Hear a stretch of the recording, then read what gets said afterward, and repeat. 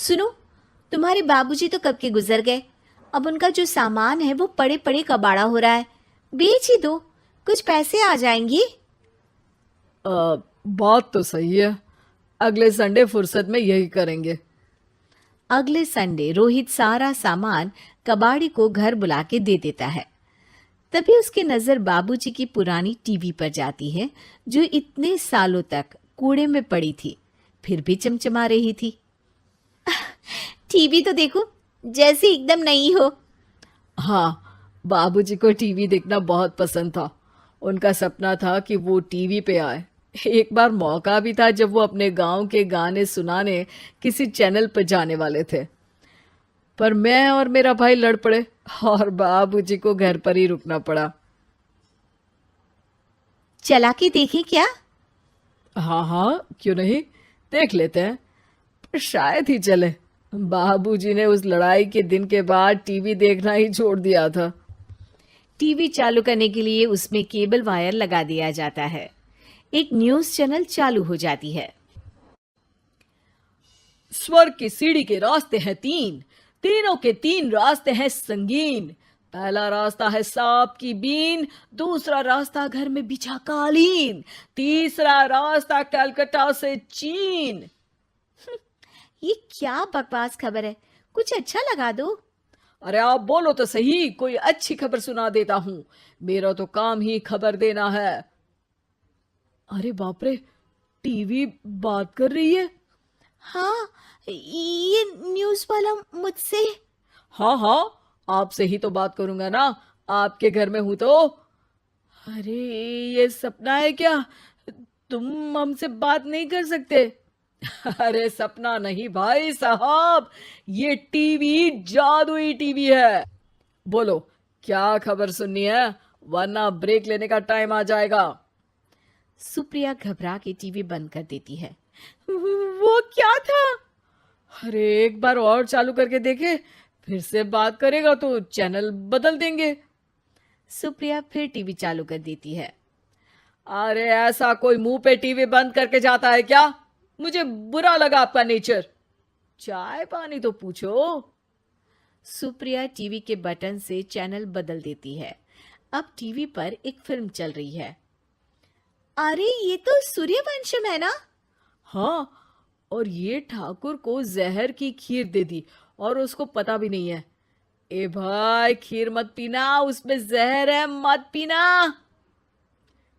ठीक है महाशय, जैसा आप कहें। हाँ। अरे, आपकी बात मान ली, पूरी पिक्चर ही अब तो बदल जाएगी। मतलब ये सच में जादुई टीवी है? तभी वहां कबाड़ी आ जाता है। भैया, टीवी के 150 रुपए दूंगा, चलेगा? अरे 1.5 करोड़ में भी ना दे तुमको ये टीवी हम। अरे 1.5 करोड़ खरीदने को होते तो तुम्हारे घर में ये पानी चाय नहीं पीता, अंबानी या टाटा के घर बैठा कोल्ड कॉफी पीता। रोहित कबाड़ी का हिसाब करके उसे वहां से चलता करता है और अपने भाई शशिकांत को फोन लगा के बुलाता है। शशि थोड़ी ही देर में वहां पहुंच जाता है। क्या हो गया भैया? अरे बाबूजी का टीवी याद है? हाँ हाँ, जिसमें घुसे रहते थे हमेशा वो, और अपने को कुछ नहीं देखने देते थे। अरे वो अब जादुई टीवी बन गया है। भैया, आपकी बकवास करने की आदत अब तक नहीं गई। अरे आपके घर में बच्चे हैं, अब तो बड़ों जैसी बात करो। रोहित जाके टीवी चालू कर देता है। टीवी पर एक जादू का शो हो रहा है जिसमें एक जादूगर है। अब मैं अपनी टोपी में से कबूतर निकालूंगा।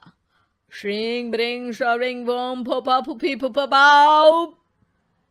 टीवी से कबूतर निकलता है और शशिकांत के सर पर आकर बैठ जाता है। भैया, ये क्या हो रहा है? भैया इसे उड़ाओ। ए कबूतर, जा जा, कबूतर चल निकल। अब मैं टोपी में से सांप। सांप सुनते ही शशिकांत कांप जाता है और भाग के टीवी बंद कर देता है। भैया, सॉरी भैया, मैं समझ गया ये सच में जादुई टीवी है, पर एक बार और ट्राई करते हैं। पर भाभी, कोई दूसरा चैनल लगाओ हाँ, जिसमें डर ना लगे। सुप्रिया टीवी चला देती है और न्यूज लगा देती है। अरे कितने दिनों बाद मुझे याद आया, बताइए क्या खबर सुनाओ। और ये नया आदमी कौन है? ये मेरा भाई है शशिकांत। ओह यस, वही है ना जिससे तुम लड़ लिए थे किसी बात पे, और तुम्हारे बुढ़ाओ पिताजी गुस्सा हो गए थे और टीवी को संन्यास दे दिया था। हैं? तुमको कैसे पता ये सब? इस टीवी में रहने वाले आदमी से लेकर कबूतर तक को तुम्हारे बाबूजी और तुम्हारी बातें पता है, इसलिए तो ये जादुई टीवी है। ये टीवी क्या कर सकती है वैसे? तुम जो मांगो दे सकती है, कहानी बदल सकते हो, खबर बदल सकते हो, कोई चीज मांग सकते हो। अरे भैया, ये टीवी मैं लेके जा रहा हूँ। बाबूजी का लाडला तो मैं ही था ना। अरे ऐसे कैसे? मैं बड़ा बेटा था, अब तक मेरे घर में टीवी थी ना। अब तक कहाँ गए थे पिताजी के लाडले? तुम्हारी गलती का एहसास भी है। अरे भैया ज्यादा ना बोलो वरना भूल गए, आपके दांत तोड़ दिए थे मैंने उस लड़ाई में। मेरी बीवी के सामने मेरी बेइज्जती करता है। रुक, दोनों भाई हाथापाई पे उतर जाते हैं। रुक, बताता हूं तुझे कि कौन बड़ा है। अरे छोटे का दम तो देख लीजिए आप। ये खबर आपके बाबूजी को देता हूं।